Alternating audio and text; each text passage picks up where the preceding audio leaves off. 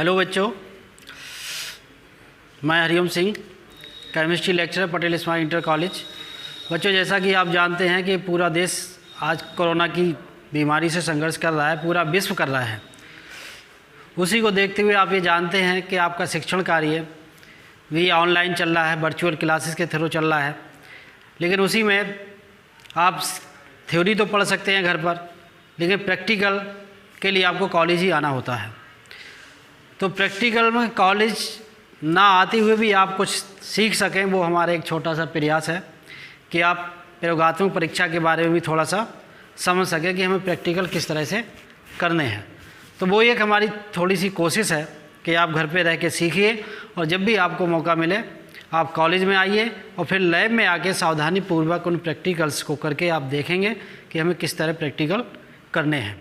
तो बाकी हमने पिछले जो वीडियो बनाया था उसमें आपने सभी एपरेटस देख चुके थे आप लगभग कि कौन कौन से एपरेटस की हमें ज़रूरत पड़ती है, वो आपने देख लिए थे। और हमने एक उसमें परीक्षण भी किया था, एक प्रयोग भी करके देखा था जिसमें हमने कार्बोनेट और अमोनियम का टेस्ट किया था। आज हम उसी कड़ी में अगले जो रेडिकल आने वाले हैं उनका परीक्षण करेंगे। और ये जो पार्ट है गुणात्मक विश्लेषण के अंतर्गत आता है, जिसमें है लवण विश्लेषण।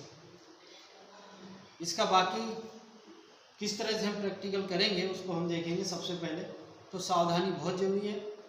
देखिए किस तरह से हमें करना है। उस दिन भी मैंने आपको बताया था कि एक आप टेस्ट ट्यूब भी लीजिए पर्सनली, अगर ड्राई हो तो बहुत अच्छी बात है, अगर नहीं ड्राई है तो भी कोई प्रॉब्लम नहीं है। तो एक यहाँ पे और भी हमें देखना है, अगर हम प्रैक्टिकल करते हैं तो सबसे पहले हमें ये कोशिश करें कि हमें किसी ना किसी का करना है, या तो आपको पहले धनायन निकालना है या फिर ऋणायन निकालना है।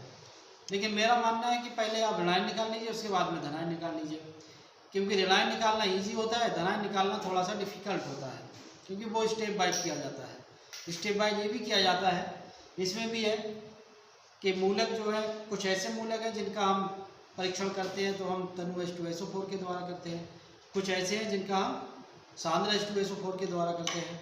तो जिन मूलकों का हम परीक्षण करते हैं तनु H2SO4 के द्वारा, उनमें प्रमुख मुख्य रूप से होते हैं कार्बोनेट, एसीटेट, सल्फाइड, नाइट्राइट। ये कुछ प्रमुख हैं जिनका हम डाइल्यूट H2SO4 से उपयोग करते हैं इसमें टेस्ट करने हैं। तो सबसे पहले वही प्रोसेस है कि आप एक प्रणाली लीजिए और उसमें थोड़ा सा लवण ले लेंगे हम। ये मैंने लवण ले लिया इसमें थोड़ा सा। इसके बाद हम इसमें डाल के देखेंगे तनु H2SO4। ये तनु H2SO4, ये है तनु H2SO4। लेकिन जब भी डालें तो आप कोशिश करेंगे टेस्ट ट्यूब होल्डर का इस्तेमाल करें, लेकिन मैं ऐसे ही कर रहा हूँ क्योंकि मेरी तो प्रैक्टिस है। तो बहुत धीरे धीरे डालेंगे और परख नली हमेशा तिरछी रखेंगे। इस तरह से आप इसको डालेंगे और देखेंगे धीरे धीरे उसमें क्या होता है। ये टूटी हुई, ये परख नली टूटी हुई है, मैं दूसरी ले रहा हूँ। और हमें फिर से थोड़ा सा सॉल्ट लेना पड़ेगा, और ये सॉल्ट थोड़ा सा नमी की वजह से मॉइस्ट हो गया है, वैसे ड्राई होता है, गीला है।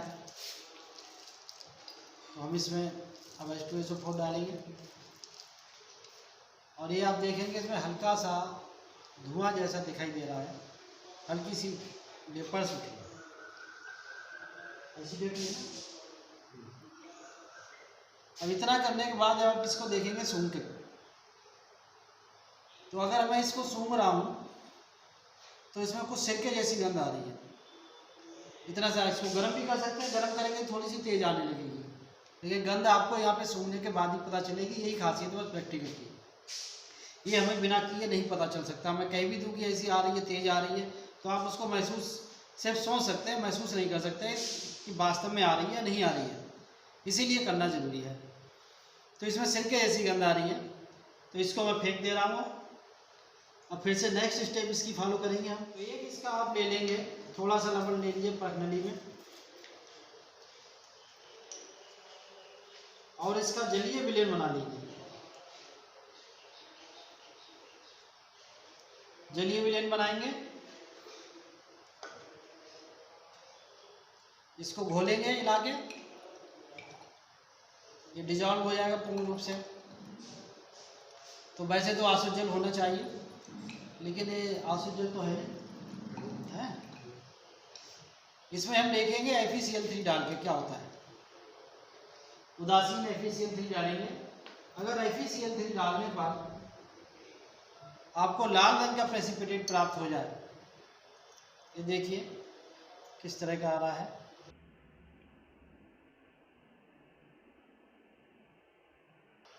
देखिए इस तरह से बिल्कुल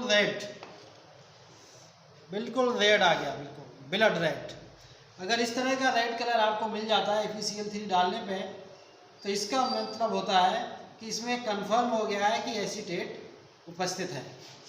कहने का मतलब ये हुआ कि इसमें जो एसिडिक रेडिकल है या हम कहें अम्लीय मूलक है, वो क्या हो गया, एसीटेट। तो किस तरह से हो गया, सबसे पहला हमने जो पॉइंट लिया था वो क्या लिया था कि एक परखनली ली और उसमें थोड़ा सा लवण दिया, और लवण देने के बाद तनु H2SO4 को उसमें डाल दिया। तनु H2O4 डालने के बाद हमने उसको हिलाया और सूंघ के देखा, तो उसमें एसीटेट यानी कि सिरके जैसी गंध आ रही थी। इसका मतलब है अगर सिरके की गंध आ रही है तो हम ये कह सकते हैं इसमें एसीटेट संभव है। फिर नेक्स्ट स्टेप यहाँ हमने जो लवण था उसका जलीय विलयन बना लिया। एक परनली ली, उसमें थोड़ा सा लवण डाला और फिर उसमें आसुत जल डाला, उसके साथ में हमने बना लिया जलीय विलयन।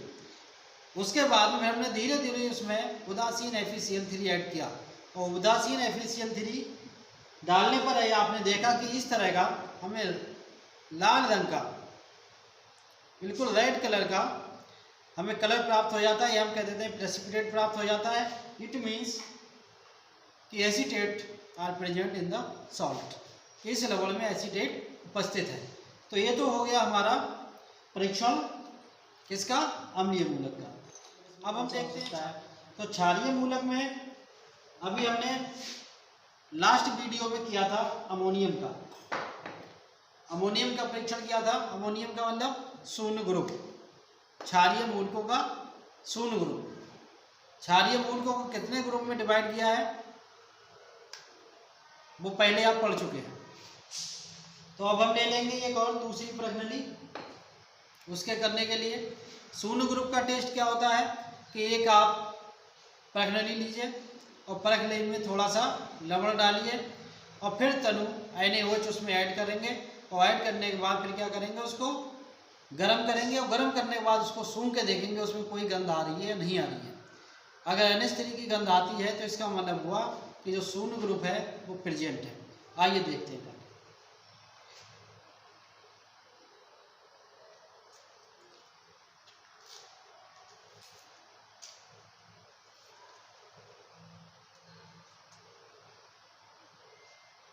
देखिए ये है, चिपक रहा है। दूसरा देखते है,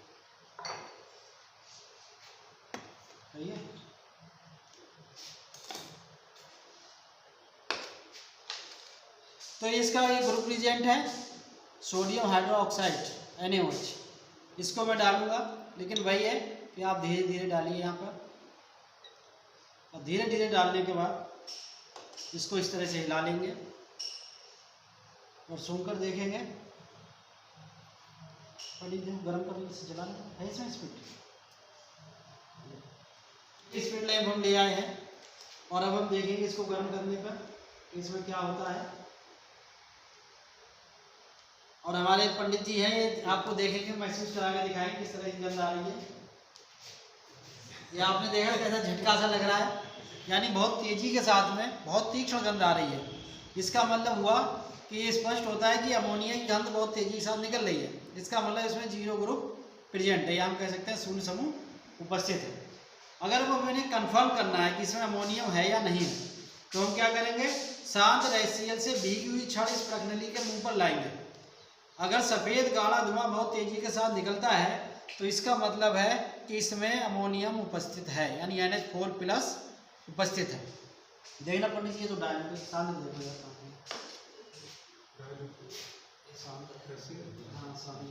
ये है, देखिए शांत HCl है। इससे मैं भीगी हुई छड़ देकर आऊँगा इसके मुंह पे पगडंडी के, तो आप देखेंगे क्या होता है।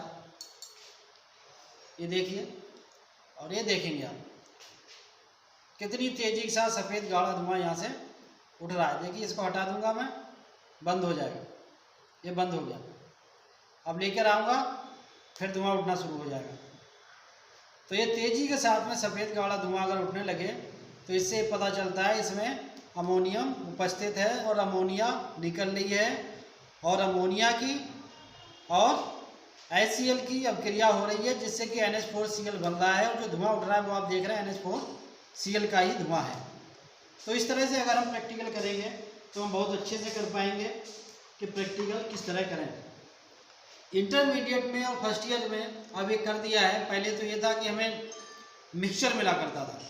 मिक्सचर का मतलब उसमें 2-2, 4-4, कम से कम 4 रेडिकल हुआ करते थे जो हमें ज्ञात करने थे, 2 धनायन और 2 ऋणायन। लेकिन अब जो है वो ऐसा कर दिया है कि अब आपको केवल लवण मिलना है, और लवण में केवल 2 रेडिकल होते हैं, एक धनायन एक ऋणायन। उनका आपको सिर्फ प्रैक्टिकल करना है। तो इस तरह से आप प्रैक्टिस कीजिए, स्टेप बाइज कीजिए। सबसे पहले अगर आप करेंगे तो हमें किस तरह करना है वो हम देखते जाएंगे, स्टेप बाइज करते चले जाएंगे। पहले आप शांत का कर रहे हैं, पिछले वीडियो हमने कार्बोनेट का किया था जो कि अम्लीय मूलक है। उसके बाद में एसीटेट आता है, तो हमने एसीटेट का कर लिया है। लेकिन शून्य समूह क्षारीय जो है वो दोनों में कॉमन रहा है, तो अमोनियम जो है वो शून्य समूह क्षारीय मूलकों में रखा गया है। तो इस तरह से हमने आज ये देखा कि हमने 3 रेडिकल जो है वो निकाल कर देख लिए हैं कि किस तरह से हमें प्रैक्टिकल लैब में आकर करने हैं। तो बस इतना सा आप सावधानी पूर्वक करिए तो आप बहुत ईजिली सभी रेडिकल और प्रैक्टिकल आप कर पाएंगे। बस सावधानी के साथ ही करना है, सावधानी हटी और दुर्घटना घटी, इस चीज़ को आप याद रखिए। और केमिस्ट्री की टैग लाइन को याद रखिए कि आओ करके सीखें। आप सेफ रहिए, सुरक्षित रहिए, घर पर पढ़ते रहिए। धन्यवाद।